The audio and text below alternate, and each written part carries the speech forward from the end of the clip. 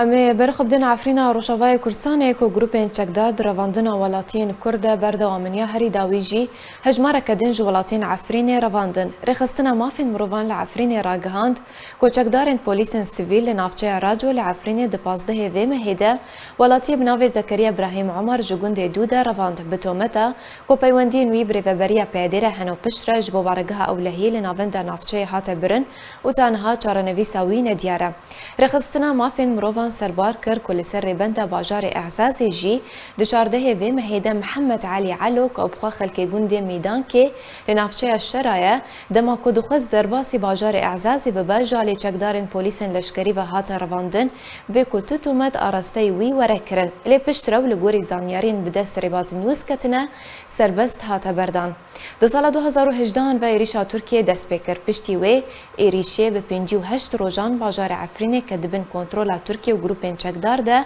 و جوی دمی و تاوکنها خلکین عفرینه و رشاوای کردستان راستی همو جورین بن پیکرنانتی.